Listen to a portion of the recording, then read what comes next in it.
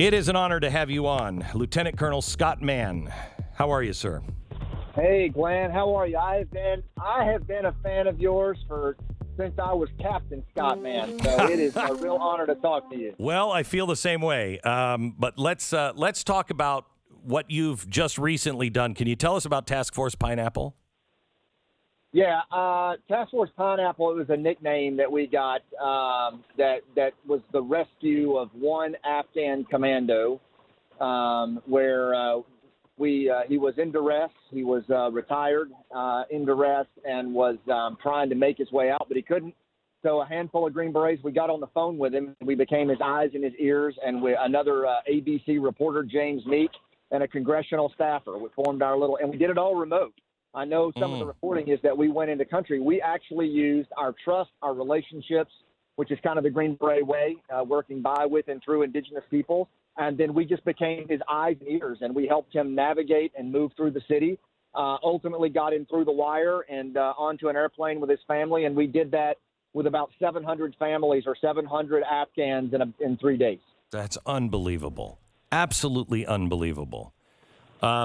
Yeah, it's a testament to Glenn, to our combat veterans. What I was so proud of for these retired Navy SEALs, these Green Berets, Marines, is that when everybody else got angry, they got to work. They just said, you know what, we're not going to leave anybody behind. We're going to honor the promise to the families and the Afghans who stood up for us, and we don't leave people behind. And that's just what we did. And these are volunteers. These are business owners. These are employees. They've called in sick from Amazon. The one guy that led the Underground Railroad through a sewage canal that coordinated it is an elementary school teacher, inspired by Harriet Tubman, who retired from SF. I mean, it's just amazing how our veterans showed us what leadership looked like. So, are you? I'm not going to even ask you that. I'm not even going to ask that question. When you hear the president say that there's only a couple hundred people left, do you have a comment on that? There's still a lot of work to be done. And, we don't want to work at cross purposes with the Biden administration or any administration. We intend to honor a promise and fill the gap that the government's not filling. And good for you. What we're doing right now is we are pivoting into, the airfield was what we think of as rescue. We're now a citizen liaison network that is moving to recovery. We have already been working to move Afghans in this new situation, and we've moved them to safety, and we've moved them to freedom, whether that's a federal judge, prosecutor, or a group of Christian children. That's what we're doing. High risk, high profile Afghans. We're not leaving anybody behind. OperationRecovery.org, and we are moving people, and we're going to keep moving them. And we're hoping that the Biden administration will work even closer with us the way, FEMA works with Team Rubicon. These are SF dudes and SEALs that have been doing this for 20 years. We know what we're doing, and we're viable, and we can help. Have we been involved in any of these things with you, the Nazarene Fund? And if not, please know that we are there to help you any way we can. We'd be honored to work with you. I appreciate that, Glenn, and same here. I think any of this is a time I believe that I'm so encouraged that Americans, regardless of our political affiliation, take those negative feelings and put them into resolve. It's the first time that I've seen Americans getting behind our myths and our veterans, man, they have been through some crap, and they're showing us how we come together and how we lead with resolve. And so we're right there at your shoulder. I would love to do that, and we're going to honor this promise. So anybody who's inspired by honoring the promise to these heroic Afghans, let's do it together. OperationRecovery.org and the others, let's get them home. Yes, OperationRecovery.org/donate. Go there now. This is an incredible, incredible mission. Let me ask you, is it, I suppose because you're doing something about it, it's not as hard, but I worry that anyone's going to work with any American anymore around the world because we just left so many high and dry. Have you felt any pushback from these people that were asking, hey, can you give us some intelligence on this? Can you help us? We haven't, because we use this concept called the shepherd concept. So the volunteers, the Green Berets, the SEALs, the Rangers that are doing this, we have pre-existing relationships that go 20 years deep. And what we're trying to communicate to the government is that, when you say Afghanistan was for nothing, you don't understand. You have 20 years of relationships, of tangible linkages with some of the most amazing humans on the planet. We didn't have that pre 9/11, and that's why we got hit. And right now we do have that. But if we're not careful, the rest of the world is watching us. And when Green Berets go into other countries to work by, with, and through indigenous people, they're going to say, you know what, I'll take your money, but I'm not working with you. I'm not sticking my neck out, because you don't get a mulligan when it comes to working with other humans. Like, Nope. you got to honor the promise. And that's what I worry about. And I'm very open about that. I say that to the Trump administration. I say that to the, to the Biden administration. If you want Green Berets and operators like us to do our job, you have to honor promises you make on the back end and the front end.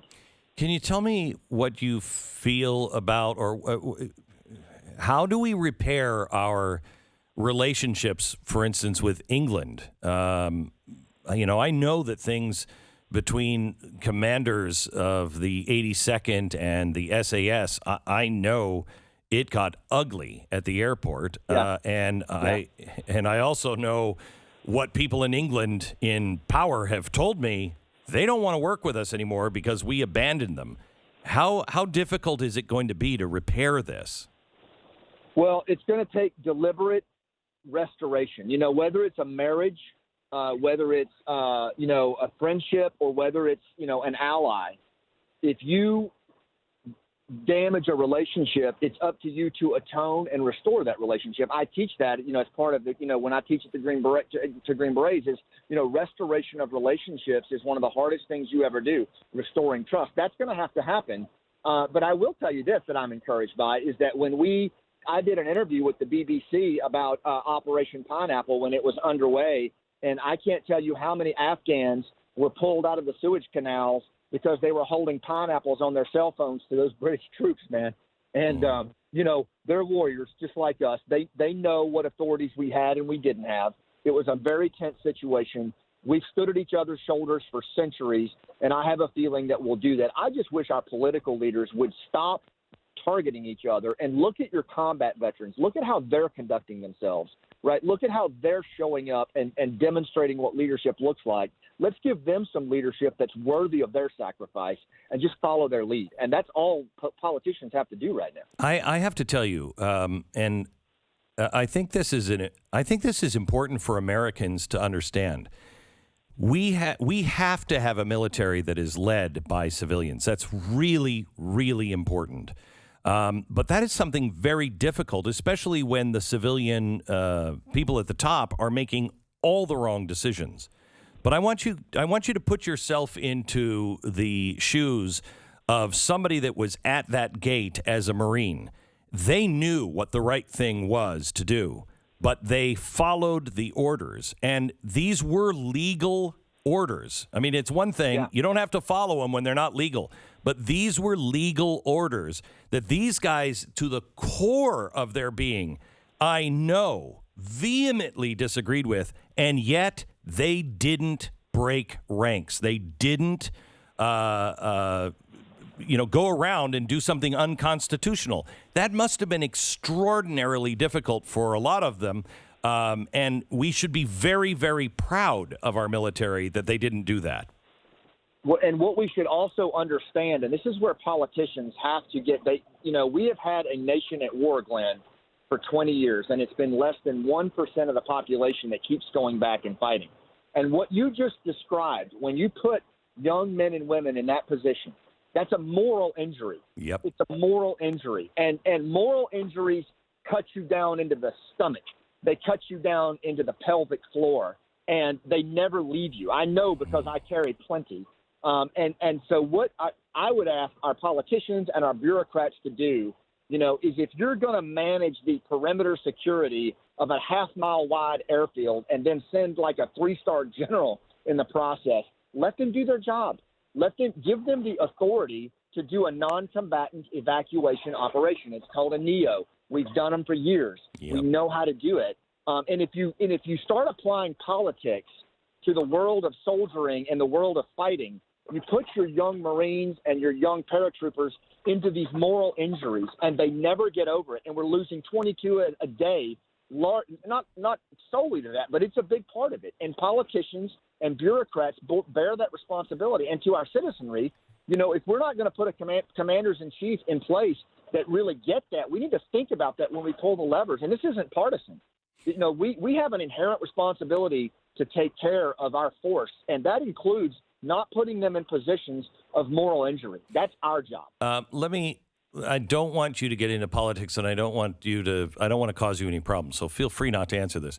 But I think there must be people held accountable for this. This was, and it wasn't necessarily a military thing. I think it really falls to the State Department and the White House.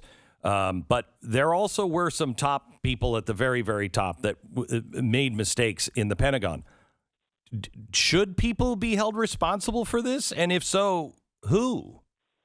Yeah, I'm always in favor of accountability. One of the things that I wrote in my book Game Changers years ago about the Afghan war was that, for the first 10 years of my life or in Afghanistan, I was in a trance of just retribution because my Ranger buddy Cliff was killed in the Pentagon.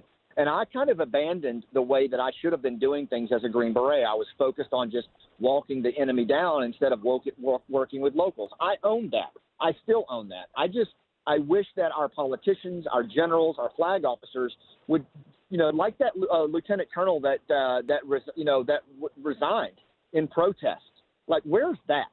I would just like to see more of that on the military side. Mm-hmm. Like, throw your rank on the table and say, no, like, if you do that, you can have my rank. I mean, I haven't seen that lately at a senior level, and I'd love to see it. I'd love to see, that happen. But then, yeah, I do think there should be accountability on this. But, for me right now and the combat veterans that are in it, we're focused on playing our position in support of the government as a citizen liaison network, whatever that looks like. But what we're not going to do is break the promise. That's not going to happen, and we've all committed to that, and we're volunteers, and we're doing this because it's right. And so I hope there is accountability. We all do.